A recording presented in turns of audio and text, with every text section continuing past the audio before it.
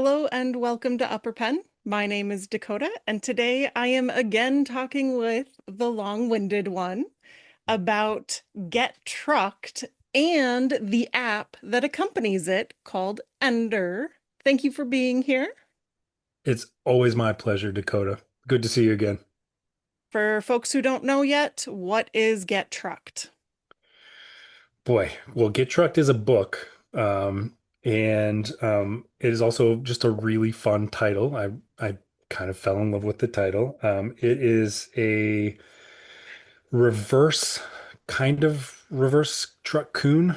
And for anybody who doesn't know what that is, in the Portal Fantasy world, the Isekai world, when somebody gets sent to another world, a lot of times the person is hit by a truck. And this trope has become called truck-coon.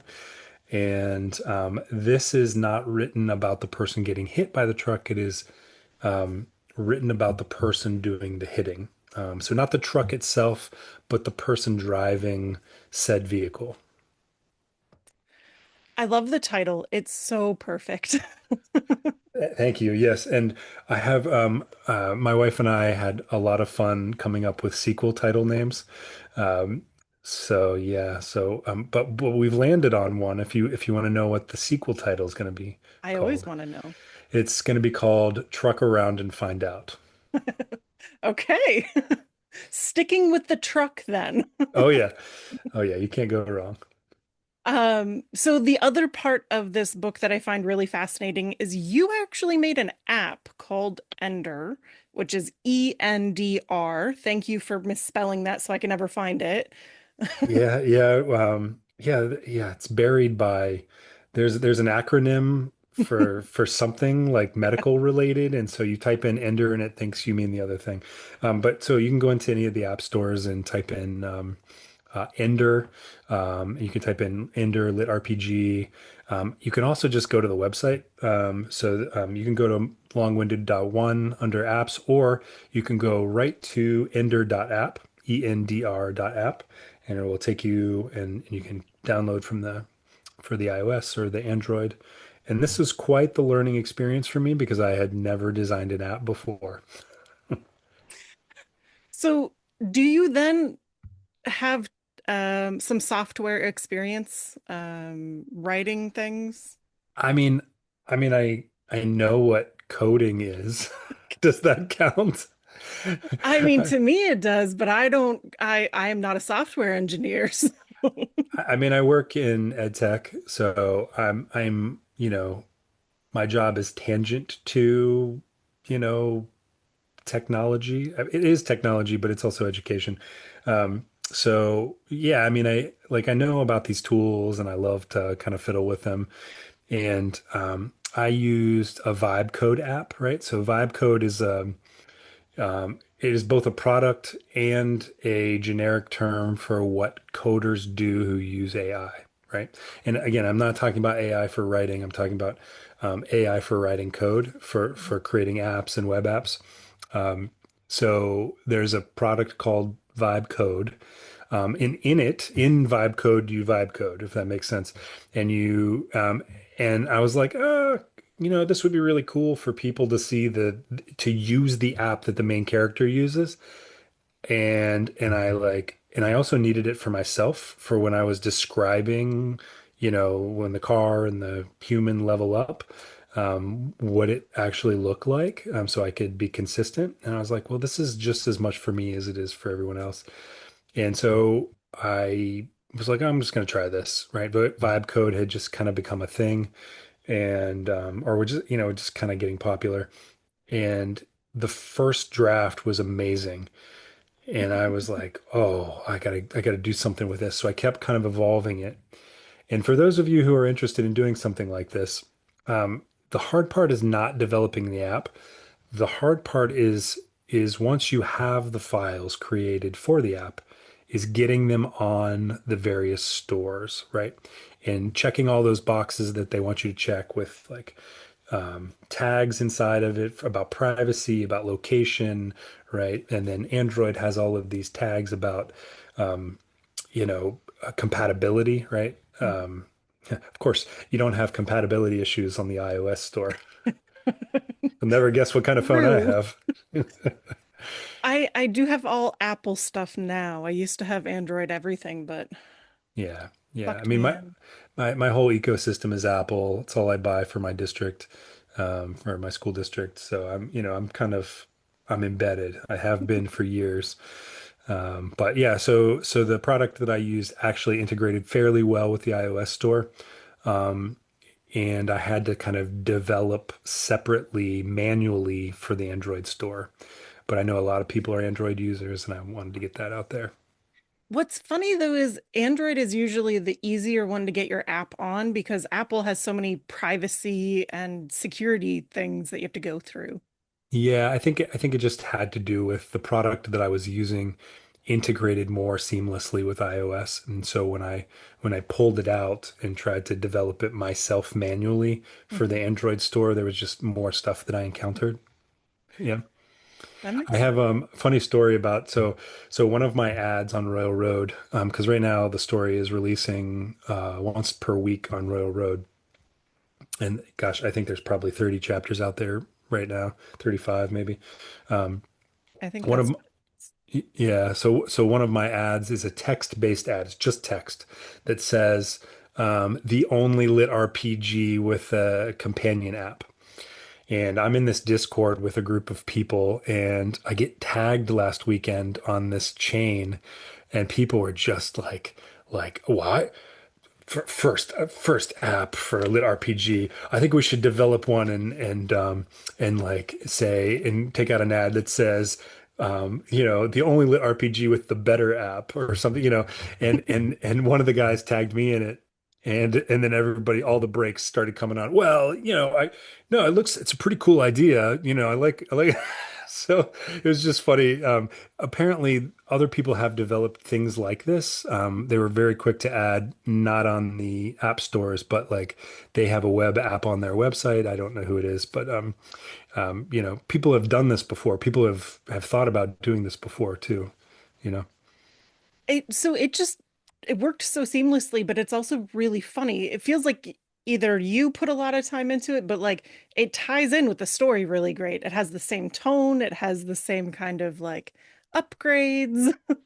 Well, it's exactly right. So when the characters level up in the book, you get those same abilities and the same upgrades and the same cars and the same weapons in the app. So you've checked it out and played with it a little bit. I haven't got past level one really, so but Yeah, no. I got a couple upgrades and I was like reading them to my husband and he's like, "What are you reading? It's really funny." Like So yeah, I mean, so I had to be when I developed the app, it's a little different than the book just because like I can't have an app that like maps you to a real person, right? Nor would I want to. Um, so the app itself, the map on the app, I'm like Dr. Seuss. It doesn't go anywhere, right? It's just a map of Boston. yeah. But you can see like the Termina filter and there's the different filters on that screen in particular, and the people are all made up. And originally when I first started developing, I had it look at your location and then make up like a random spot next to you, like near you, right? So it would be more relevant for people all over the world.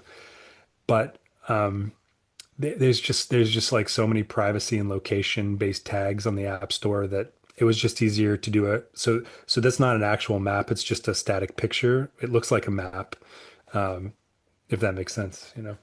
Does the pin bounce around? I can't remember. It does. No, it's just a Okay. static. It's a static picture, right? But I kind of, I also didn't want people to think like I don't collect any information. The app doesn't report back Yeah. anywhere. I don't get any information about it, anything, right? So people can use it and nobody's looking at their stuff. So when you were, I guess what came first, the story or the app or both? Well, I was developing the app while I was writing, and the app took a little while. The iOS store was out earlier. But my kids did a lot of skiing this winter, and so I would go to the lodge and sit next to the fire and write while they were out skiing. So it actually it worked out really well. I got a lot of writing time in this winter and a lot of development time. And let me tell you, developing an app with poor internet is difficult. But yeah, I mean, so the idea came about from LitRPG Con, and we were all kind of just sitting around having dessert, and we were talking about Truck Coon, and I was like, I think my brain automatically gravitates to niche areas, like it looks at a genre and it kind of like picks out the spot that nobody's ever written in or few people have written in. Um, and that's good and bad, right? So you can have a really unique book on like a really esoteric culture, for example. Um, and like you're gonna get fewer people reading it. Yeah, yes, you're gonna have this really unique book, but it's a niche kind of, right. Of course, I'm talking about my Celtic books, right? Um, but same thing with Truck Coon, like people that read lit RPG, they're reading about people, and I think they want to read in a fantasy world. So you have to. That's why urban fantasy doesn't necessarily always do well in lit RPG, Mhm. right? So authors kind of have to figure that out, right? They have to have those elements that people like in their books, because if you're doing urban fantasy, then the urban fantasy readers will read that. But if you're doing lit RPG, you got to give the people what they want, right? It is kind of difficult to straddle that line sometimes because, like, sometimes it's too close to reality. Sometimes the magic system doesn't make sense in the world, or like, it. I don't know. People seem to push back against urban fantasy a lot. Yeah, yeah, for sure. I mean, there are, tried and true subgenres of lit RPG that people like. And, they like the apocalypse theme. They like the dungeon core. Some people like harem, some people don't. Some people like cozies, some people don't. Cozies have gotten super popular though.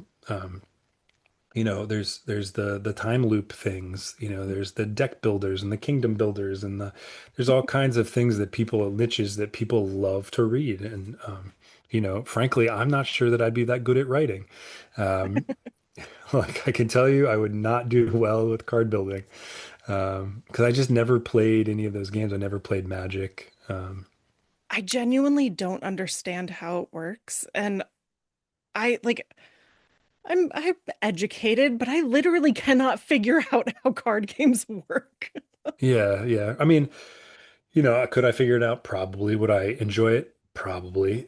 But I'm old school. Like my brother's, about a decade younger than me, and he was the generation that got into Magic. Yeah. I was the D&D generation, and so I've always kind of stuck with D&D. But yeah, so this is it takes place in Boston, the story. And so like switching gears from something in a place that I had never been, right? The other world, right, writing about a mythology that I knew very little about, in a place that I'd never been, in it with a language that I had to study, right? That takes so much more time. And to be able to switch gears to like a book in a metropolitan area that I live in, about you're writing I'm writing contemporary, right, about like a contemporary time, but then to be able to sprinkle in like lit RPG and fantasy elements is just so much fun, and it just comes out so much quicker.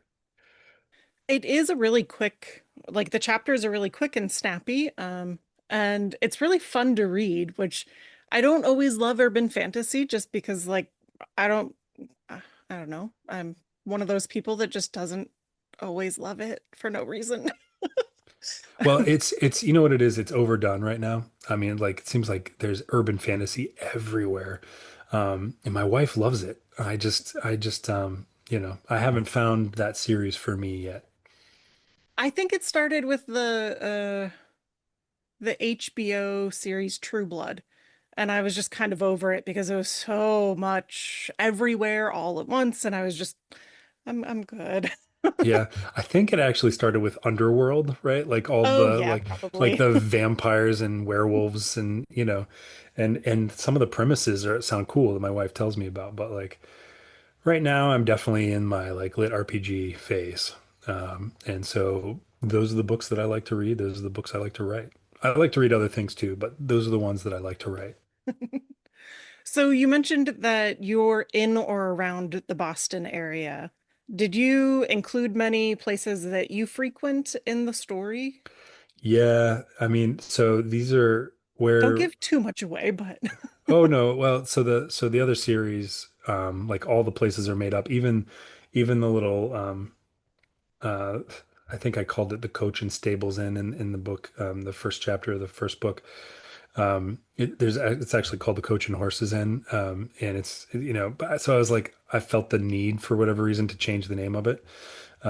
This one I didn't change the name of anything. So like all the places I like to go, that's what's in the book, including like one major location near the end of the book.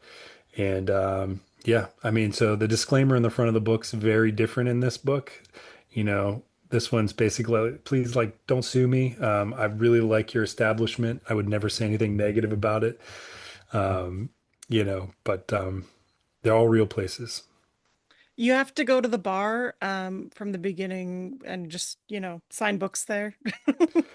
Well, I was thinking would be fun to do, like, if they were down for it, is do like a you couldn't do a pub crawl because they're too far away, but like like a map with like, oh, this is the path the character took. These are all the places. Like if you wanted to go visit them, you could hop it. But they're all bars too, so I don't know what that means. They're restaurant bars, right? Yeah, I mean, it's just a easy place, especially in Boston. I'm not going to say Boston is a drinking town, but I might mean it. Yeah. So, Yeah, I mean, it's all good fun here. So there's a reference to a place called O'Connor's, which is a place I love to go. It's an Irish pub. You know, dark wood, good music, good food, good beer, lots of paraphernalia, like all kinds of stuff up on the walls. We have a place called the Warren Tavern. It's in Charlestown. It's a place that my buddies and I used to hang out after basketball games. But it's also has like a lot of history. It's like one of the first pub like bars in the area. Um, the Gaelic Club. Um, I don't know where this Gaelic Club is in Charlestown, but I think like my buddies went to the Gaelic Club one time, and it's one of those places where you don't go unless you've been invited. Um, uh, so the Gaelic Club's in there, and then gosh, where else did I? Oh, the Fourth Wall is in there, which is this cool little place down in downtown Boston, um, and I went down, I scoped it out. I had dinner there. I checked out the basement, and so some of these rooms are prominent in the later chapters. did you find it easier to write because you've been to these places, like most of these places, and like, Yeah, no, I mean, yeah, it's easy to talk about places that you love, right? It's also easy to talk about places that you don't love, but in this case, it was very easy. Yeah. And but anybody that watches this video that kind of knew me growing up, I grew up in Ohio, and I was always a Boston fan. I was always a Celtics fan, and I moved here. I only applied to grad schools here in Boston, and ended up coming here and putting down roots here. And so this book is like a love letter to the town that I've spent my whole adult life in, or to the area. We got the oceans, we got the mountains, we got the history. It's just and I like the people here. Mhm. Sometimes it seemed like I'm a Midwesterner, I guess, at heart, and you come here the first time, it's like, wow, these people got shells around them. But they're soft and squishy on the inside, and it's like, everybody tells you what they think, and I actually appreciate that. It's refreshing other than just being like ignoring problems, you know? Yeah, yeah, yeah. I mean, I like the Midwest too. It has its I'm from there, my wife's from there. There's some sensibilities in the Midwest that I think probably more people in the world need. But I very much this book is a love letter to my favorite place in the world. So with Boston in particular as a city, I feel like it's easy to get caught in the trap of caricature. And like I'm thinking like, the Boondock Saints or even Goodwill Hunting, like this very kind of salt of the earth Boston folk. So how do you avoid stuff like that? Well, it's not like that, right? I mean, it's just not. So when I was talking, I sent my files off to Jonathan McLean, and I basically said, look, this doesn't have to be like, God, what's it, Glorious Robert from Noobtown, right? Like this isn't not every. It doesn't have to sound like that. I think there was like one person that I was like, if you want this person to sound kind of like quintessential Boston, you can do that, right? Mhm. And I find that, is there a hint of that in places? Absolutely. Is it as pronounced as they make it out to be in the movies? Not anymore, really. I mean, Mhm. you see that sometimes in families that have, been here their whole lives and no one's ever moved away and actually like some of that's pretty cool stuff like to have like deep roots like that. I kind of dig it, but for the most part that's the town and Goodwill Hunting, it's just not like that.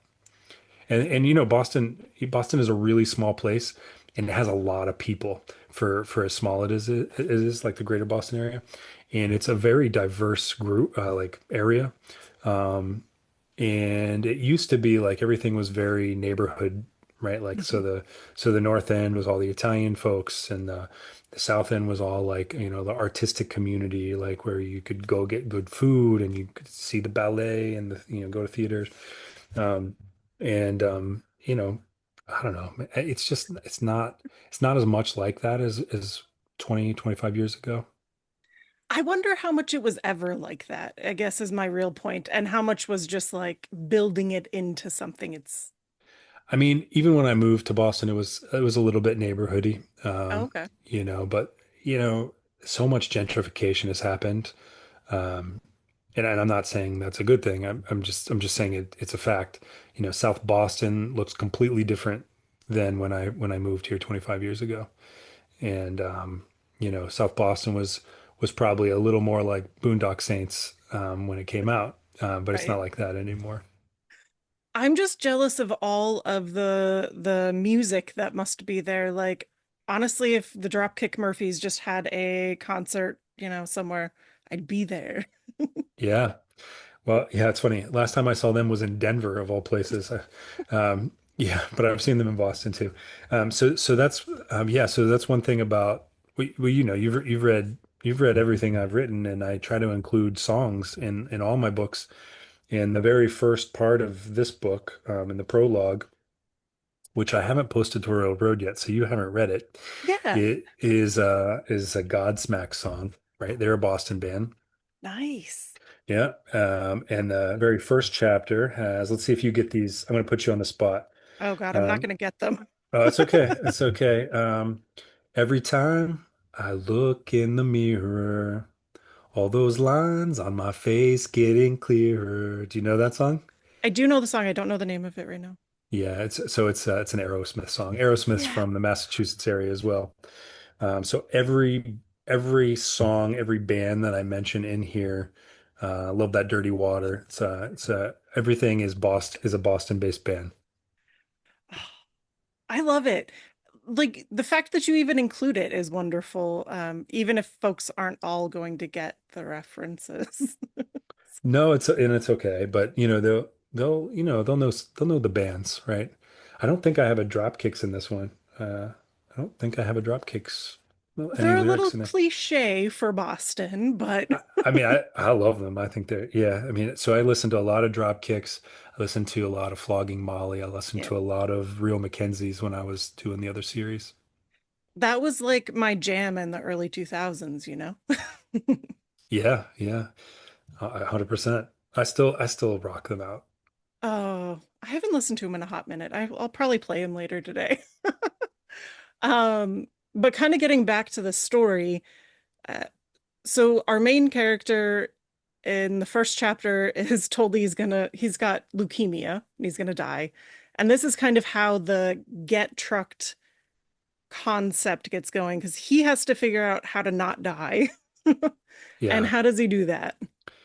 yeah. I mean, I think if you just told anybody, like your average person, even if you weren't like a really good person, that like, look, I'm going to give you this app, and then you just get to run people over. I think like I don't think many people would do that. I would hope. Um, so there had to be a reason that these people, agree to this. And in Max's case, he hears about this guy. The very first chapter is called The Legend of Dan Driver. And by the way, all of the names are pun names, right? So Max Rider, Dan Driver, Axel Rhodes is his, one of the handles. Laney's even, about the lanes on the road. So they're all like road or vehicle puns. So he hears about this guy Dan Driver who 20 years like looks exactly the same as he did 20 years ago. Not like similar, exactly the same. And what's weird about that is that he was diagnosed with a terminal illness 20 years ago, and he's fine. He's out drinking, he's out doing, getting into fights at bars, and so Max was like, when he finds out he's in the police academy, the state police academy, and they sneak out of the state police academy to go find this guy, because he's about to get kicked out of the police academy because he's starting to fail some of his tests, and his blood work has come back with a terminal illness, and it's like suddenly he's got to figure out what this guy's secret is because he wants to get better. And when he sees Dan, Dan basically is tired. He's tired of running people over, which you can see even if you're immortal, like even if there's a reason that you are doing these horrible things, you gotta if you have an ounce of like good person in you, you think that would wear you out. And he's kind of looking for a reason to give up his medallion. So their phones are called Elysium Pros. Um, and they have like a medallion on the back with a certain number. You're like your Endr number, and there's only so many per geographic area, and there's only three in the greater Boston area, and so Dan has to give up his medallion and log out of the app in order for Max to sign into it. And Max has a friend with him at the time. They're at O'Connor's, it's about 30 minutes, 45 minutes away from the State Police Academy. And so they basically they take a cab there, they go and they meet him. And Dan thinks this guy, I'm sorry, Cam, Max's friend, thinks this guy is a crackpot, right? Because he's alluding to some of these things, and he's like, this guy's crazy. Come on, Max, let's get out of here. And so he goes to the door, and while Cam's at the door, Dan kind of slides the phone over to Max and is like, he's thinking to himself, you know, I've taken a lot of lives, or taken a lot of lives. You're isekaiing people, right? So they're not actually dying, but to everybody else in this world, they're dead. And he's like, at least I can do is like try to save one life. So he gives his medallion, his phone to Max, and that's where the story begins. So you mentioned that he's isekaiing people, but how do you ever really know that's what's happening? Like from Cam's perspective, this guy is full of shit. Like you just murdered somebody. That's it. Well, there's also this. So there's this. So on the so on the front of the book, it's going to be hard to see, but um, do you see it says killer Yeah. on the front?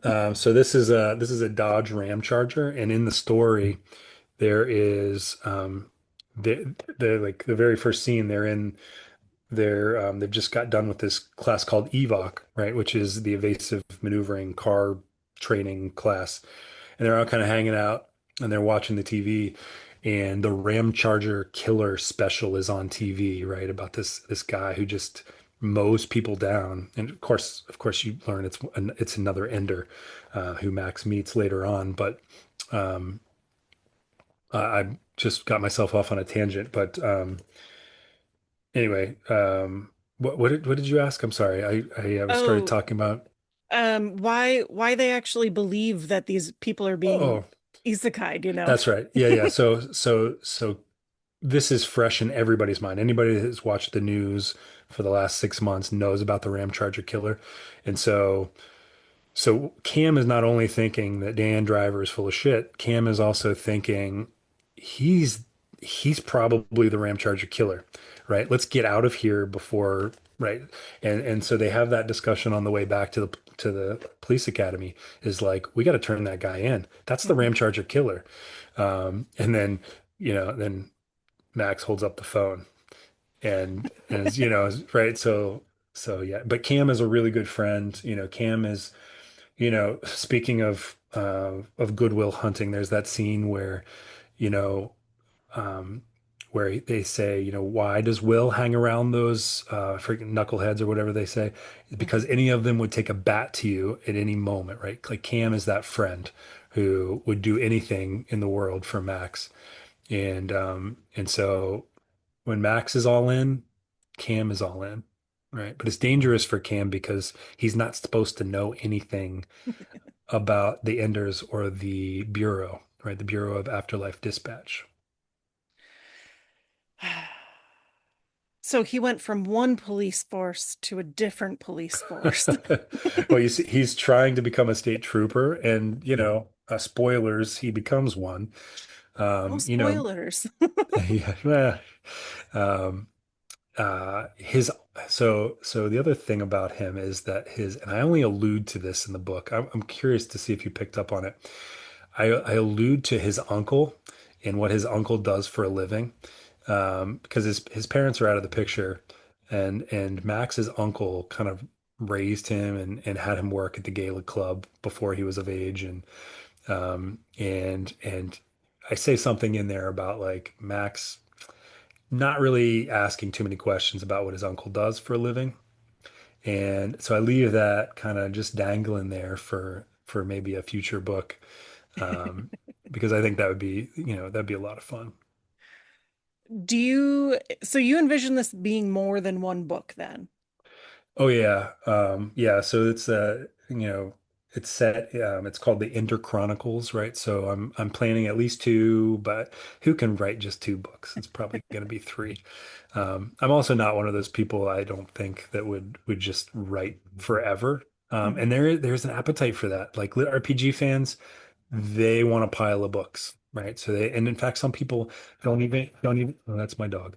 Oh, Some people won't even pick up your book until you have 6 or 7 books. Hey, buddy. Hey, buddy. yeah, You saying hi again? that is the tallest dog ever. This is Severo. Oh, several. Yeah. So yeah, so I think this series is going to be, it'll be 2 or 3 books, and eventually I'll have to get back and finish. Since I put the cover on my wall already, I have to do Rise of the Shieldor, for the Celtic series, and then I have another book, series that I just started it because here's the thing, Dakota. Like I'm in this weird in between spot where I'm waiting on audiobook files for 2 books, and I just can't bring myself to write the next book in the series until I actually hear all of the audio files, Yeah. because it influences the way that I write.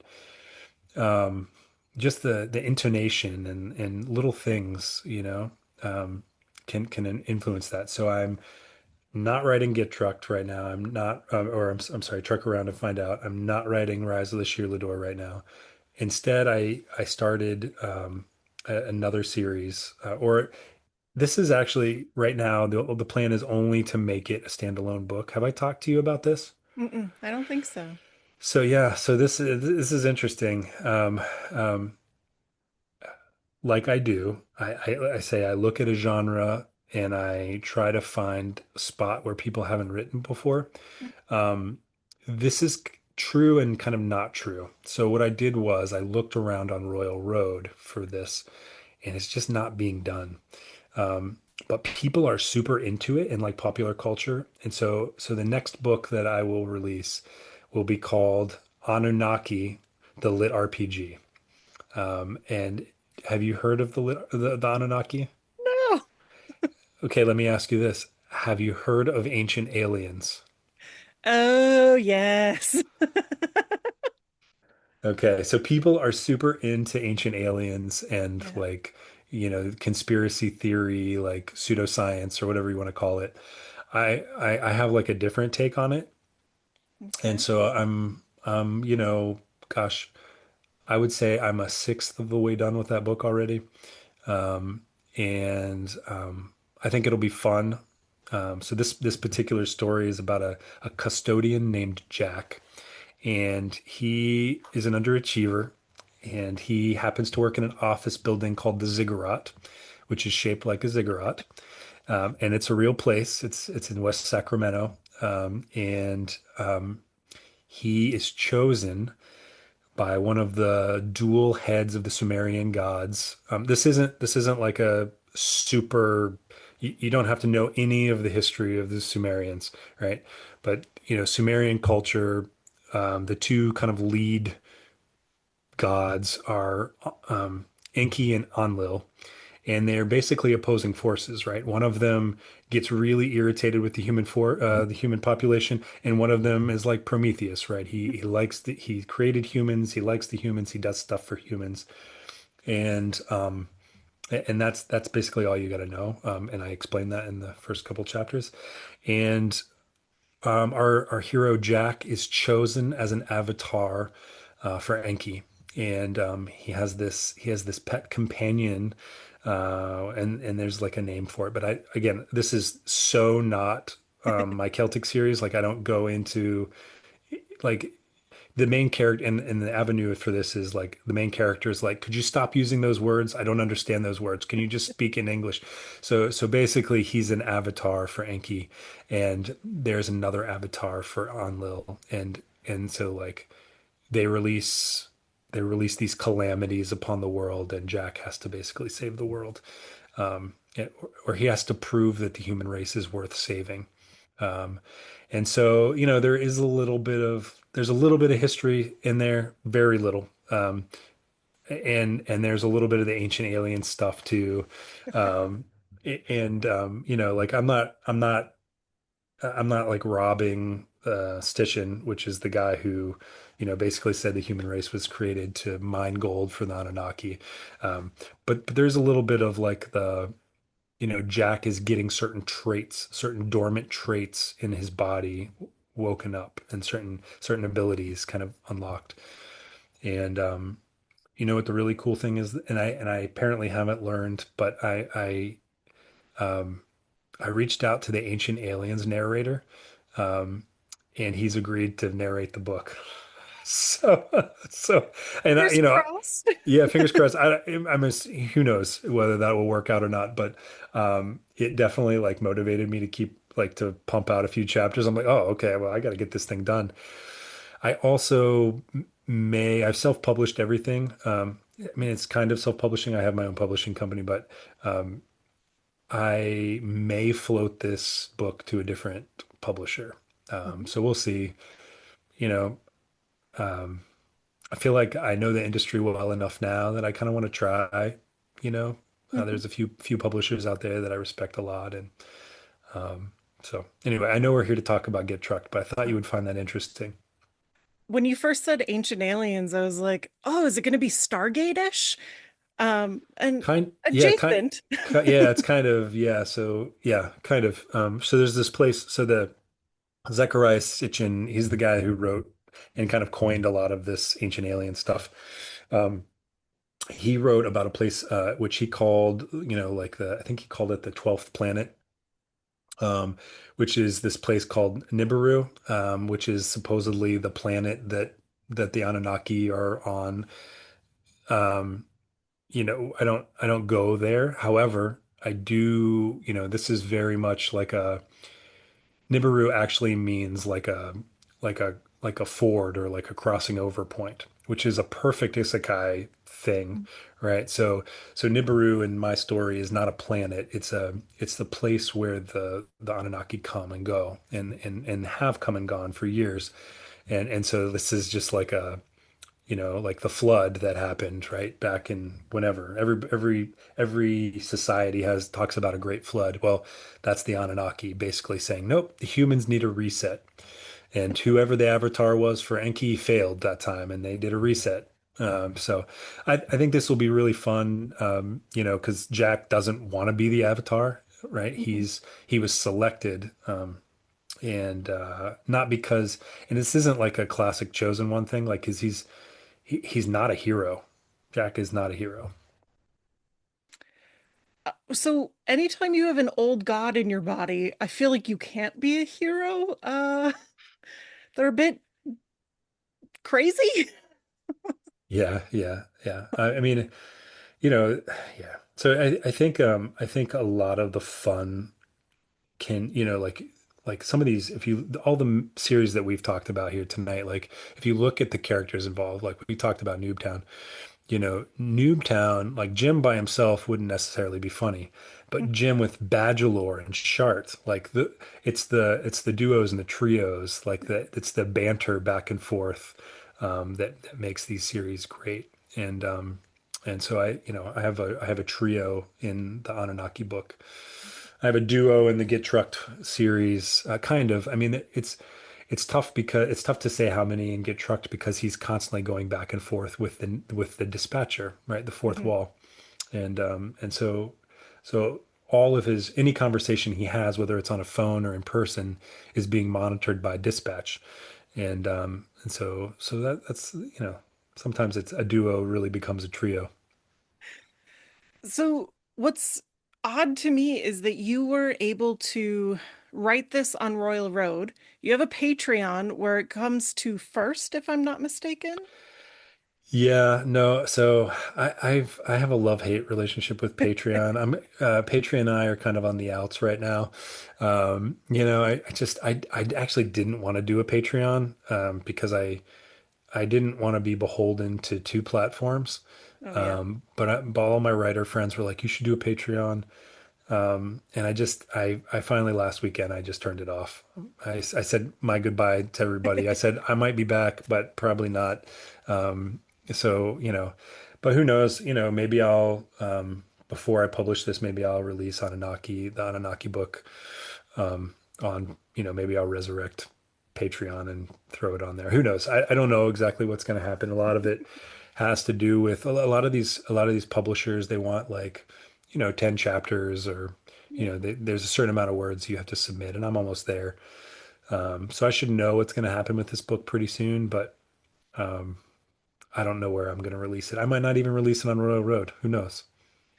Well, Royal Road is where you've done all your other books, though, right? Yeah, yeah. I mean, yes. So technically, yes.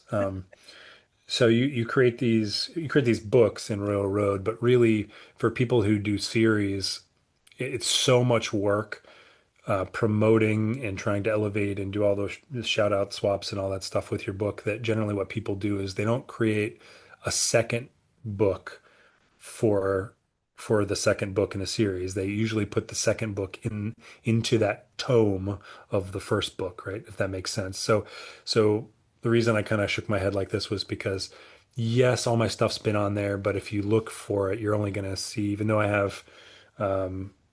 um, even though I have three books out now, you're only going to see two series because two of the books are in one series, if that makes sense.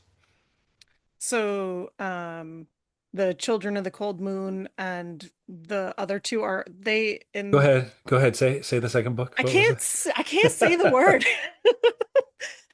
The children are the a noon. Anoon, you Um, said it. You did it. The breaking of Anoon. Yeah. I'm never gonna get this. It's But okay. that those two you mean are in one book. Right. Um, okay. And then the third one's not there yet, obviously, but No, but so I've it's weird because I generally do an outline, And for the third book, I haven't done an outline yet. But what I've done is I've made a list of all of the loose ends, all of the ends that I want to kind of close. And I think that actually is going to be its own outline, in some ways. Are you going to leave any possibilities open to like future books, or are you going to try and bundle it up pretty well? I'm going to try to bundle it up. The world is so vast. We're talking about the Celtic series again. The world is so vast that there are these huge swaths of time that one could write in. You could write about the when Nuada took, kind of overthrew the throne and overthrew Bress. You could write about, the time that the stone was taken to Eru and liberated from the Overking's possession. You could talk about, um, and I mean the whole death of all of the Atlathan is was a part of that sort of usurpation of King Bress. You could talk about. I mean, there's just so much. There's so much there, and huge, huge swaths of time to write in. I've planned another app for it's actually called Interbellum, and Interbellum means between wars, right? So this is the app takes place between kind of the last major wars when when the Tuatha Dé Danann basically decided to stay in Annwn, and the major battle that you get at the end of the breaking of Annwn.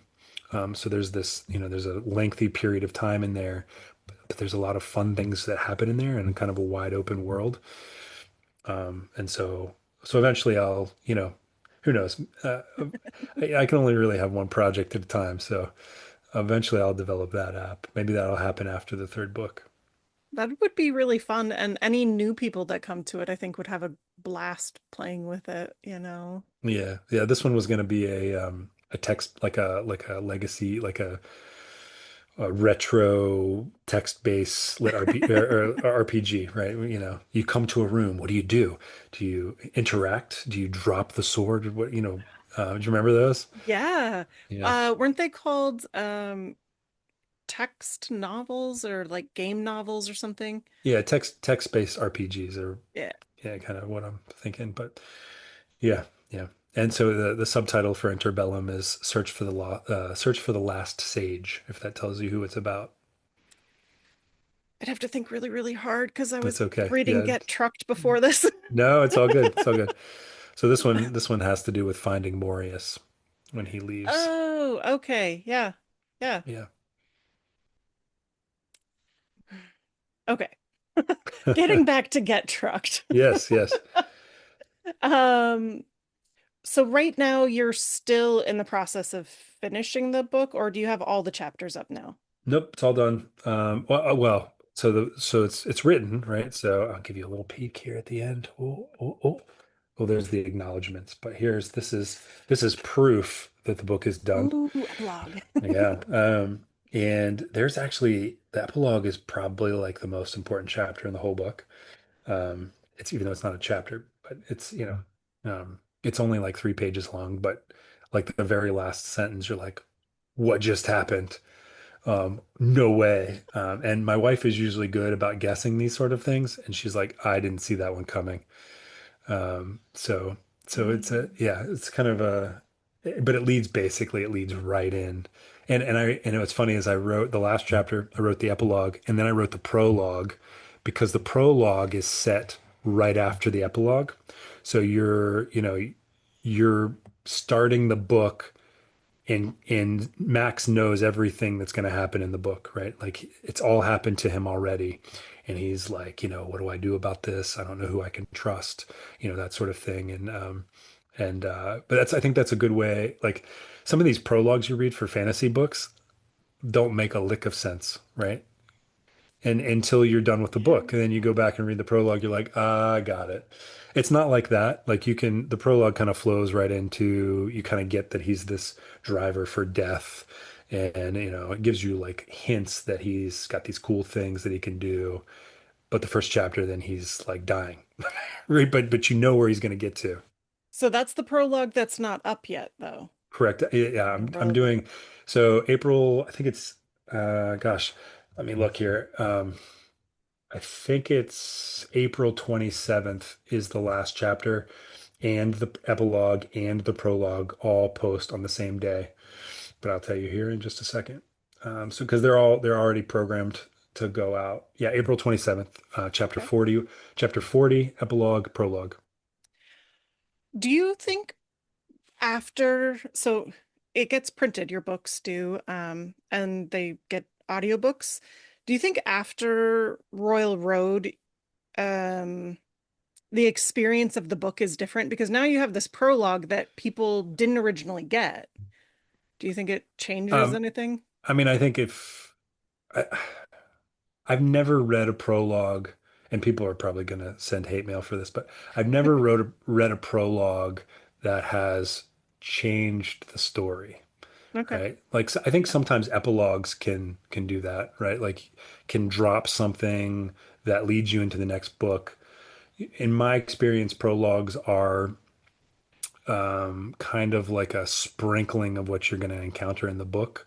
Mhm. Sometimes they're a little bit pretentious, honestly, like especially if you get into these like high fantasy books, it's just like, what? Is this a sonnet? Because you know what I mean? Like I've never really liked prologues. So no, I don't think the prologue is going to change anybody's experience. Um, and I had to write it this way. I didn't I knew how I wanted to write the prologue, but I had to experience the book Yeah. before I could write the prologue. And yeah, but it's so I posted 10 chapters right away, and then I posted one chapter for 10 days, and then I did twice a week for like a month, and now we're in the one chapter per week phase. That was starting this week. And so it'll be on Mondays. It'll post every Monday until April 27th, which will be the last chapter that posts. And then the first week of May, the paperback is available and the audiobook will be available after that, I assume. Yep, yep. So the pre-order is out for Kindle already, May 4th. If you go to Longwinded.one under books, and you have to go down past the Anunnaki book placeholder for Get Trucked, and there's a link there, or you can go to Amazon and type in Get Trucked. Although I'm told that there's a very different style of book if you type in Get Trucked, that has nothing to do with my story. Nothing to do with my story. That's all I'll say. Um, and if you're into that sort of book, good for you. But I think probably what you should type in Amazon is Get Trucked, a lit RPG road trip. Then you will get my book. And yes, so the pre-order's up May 4th. They don't let you do pre-orders on Amazon for paperback, but it will also come out on May 4th. Dakota will already have hers next week. I'm so So, excited. yeah, I send all my books to Dakota. And then June 1st, Mr. Jonathan McLean will have given me all of his files, and we'll do the pre-order June 1st for the Audible book.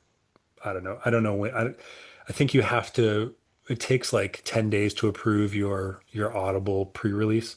So, I'm hoping to do that sometime in May, and maybe we'll get a couple of weeks where people can pre-order the audiobook. Do you remember when Audible didn't release one of the Matt Dinniman books I heard about and this. people Yeah. lost their minds? Yeah. Matt has that effect on people.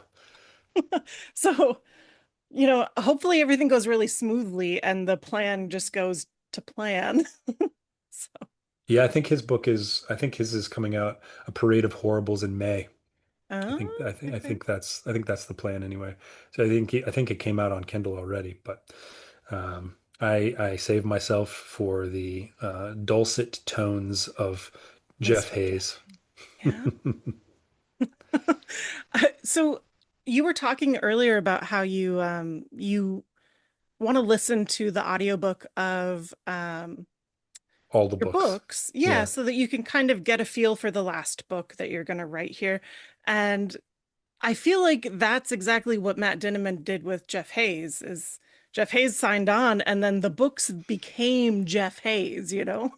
Yeah, my wife actually asked me the other day. She's like, "Do you think Matt Dinniman like cares how successful do you think his books would be as popular without Matt Dinniman or without Jeff Hayes?"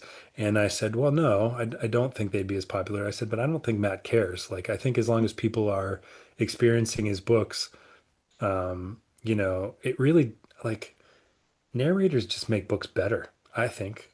In my Yeah. opinion. I mean, almost every book that I've ever consumed has been better on audiobook. And maybe that's just the way my brain works, but it adds so much, especially sound booth theater. They just add so much to it.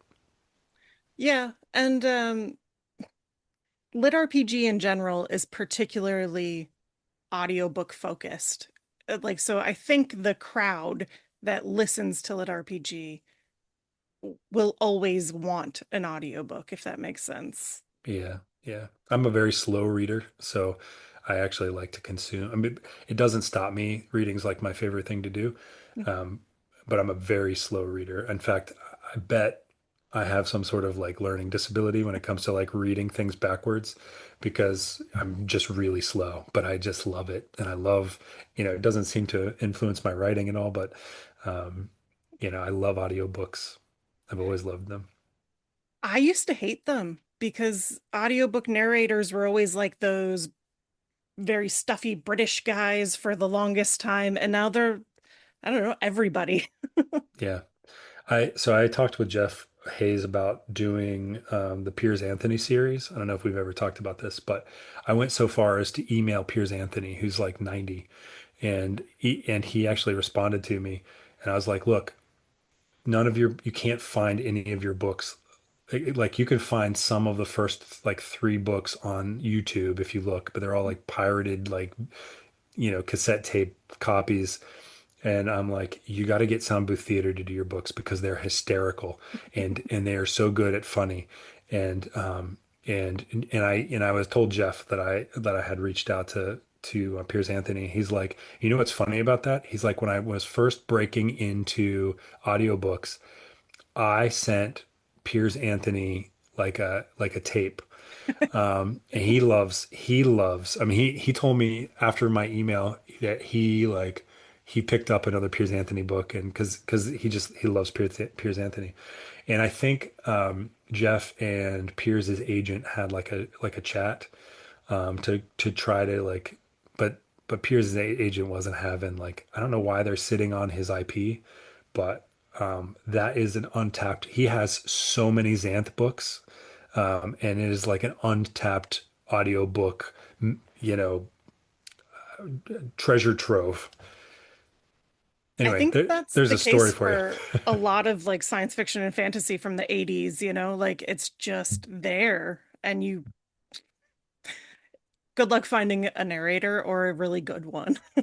That's how I Jeff feel. would knock that out of the park. So if you're listening to this, if you've made it 45 minutes into I'm sorry, an hour and 15 minutes into our conversation, and you've now gotten to the Xanth portion of our chat, put a comment in here, email Piers Anthony and let him know you want Jeff Hayes and Sound Booth Theater to do the Xanth series because it would be fantastic.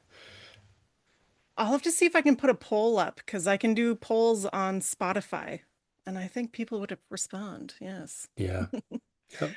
Um, but these Get Trucked will be out for the Lit RPG Con, correct?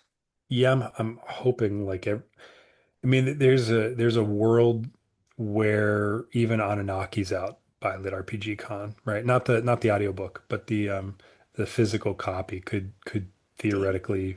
Yeah, I mean, once I get going on it, and I have the concept, I knocked the first 7 chapters out in a week, which is not great for some people. It's great for me. Like, I got 3 kids, so finding time to write stuff tough sometimes.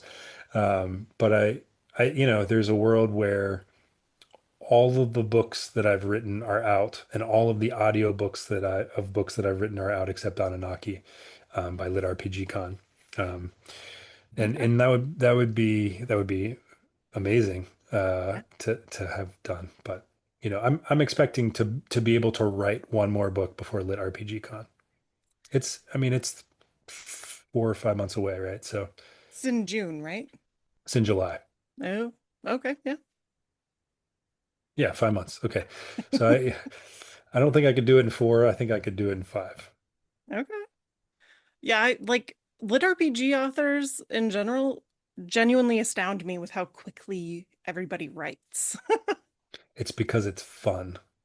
Yeah. There's some people that I literally think they must slog through their writing. But lit RPG is just so much fun. And it's not to say that it's not heartfelt or tear jerking or, because it is. Yeah. But anyway, Well, okay. Get Trucked is out May 4th, and you will be at Lit RPG Con in July. So everybody should go check out your table. Or, well, you're not having a table, are you? You're doing panels?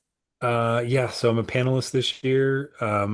They changed the way they're doing. So they last year they had like media passes almost. And so the podcasters, myself included, we went and we, kind of documented things and we got to enjoy. Uh, Honestly, I did more documenting than going to panels, but I did definitely go to panels and there's gaming. And this year, we're all panelists, which leads me to believe that there will be at least one, maybe two podcasting panels. I would imagine also some of us will be tapped to moderate some panels. And I don't know if I'll make it on any author panels.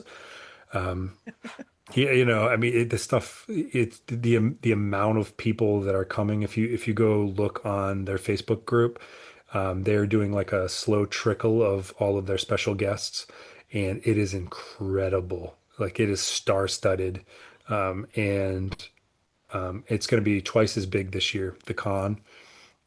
So it's just going to be great. I don't know exactly what they're going to have me do. The schedule's not out, but I'll do whatever Emily and Geneva tell me to do.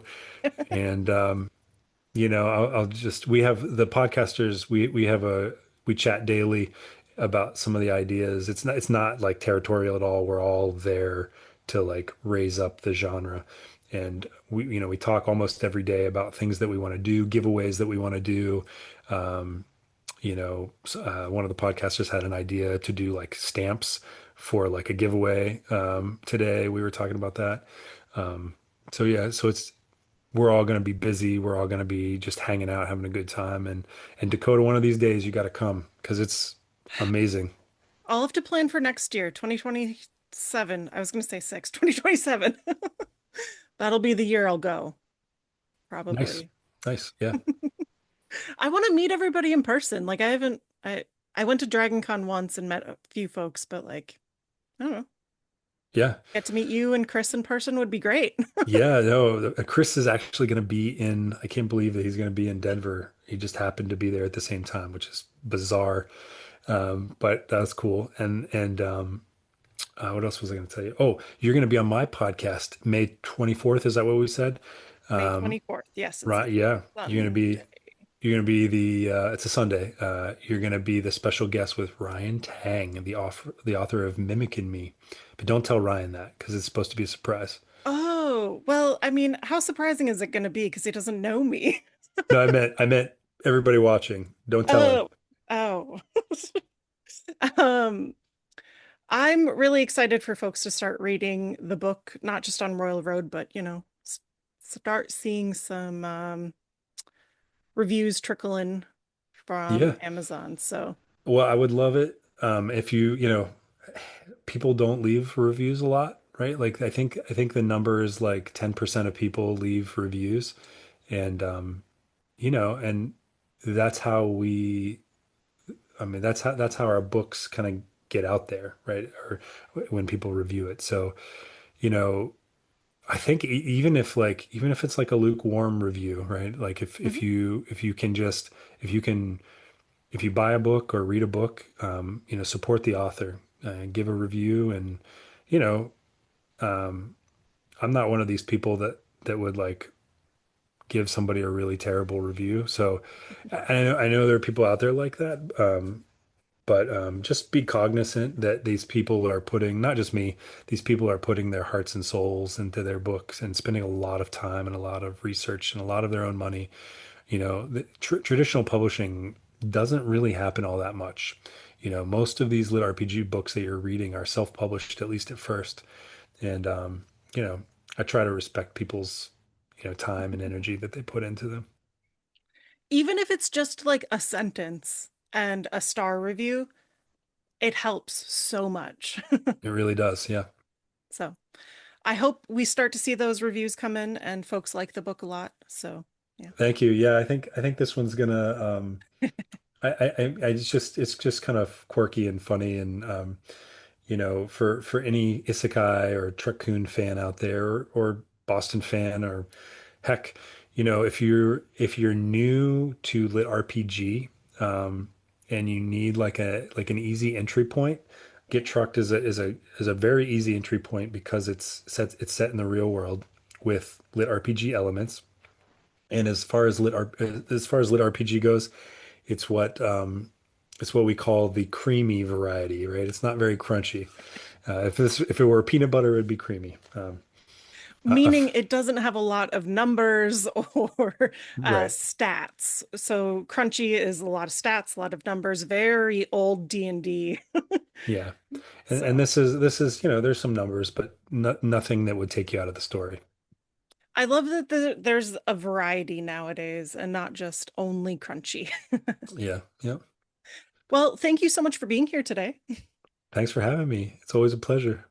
And one more time, May 4th, the book comes out. You're gonna be at Lit RPG Con in July, and Yep. I will be on your podcast on May 24th. Yep. And the audiobook for Get Trucked comes out June 1st. I don't really have a release date for the audiobook of Breaking on Noon, but it's definitely going to come out this spring sometime, I think. So look for that as well. We'll be doing giveaways and stuff on Reddit. So I work pretty closely with the Legion publishing team. They help me with the marketing, and they they're great. They're great. Kristen and Geneva are fantastic people to work with, and I highly recommend their service because as an author, the last thing you want to do is market your own stuff. So Yeah. yeah, they're fantastic, and eventually you will hear word of Breaking on Noon, the audiobook, with four fantastic narrators. So Ah, look for that. so And you can, excited. thank you. And you can find me at Longwinded.one. Longwinded.one. Yep. Okay. All right, Dakota. Don't forget, Endr is also available right now, so you can go play killing Endr.app. people. Yeah, That's right. you could run over some people. You don't actually run over the people in the app, but you get to see how this kind of the story is structured and the app is structured. So Well, thank you again, and I hope if anybody likes this interview that they rate, review, comment even, and then go check out the Long-Winded One podcast because you have so many great authors on your show.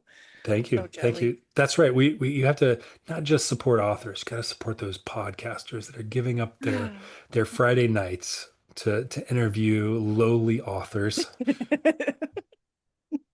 Thanks, Dakota. Yeah, thank you.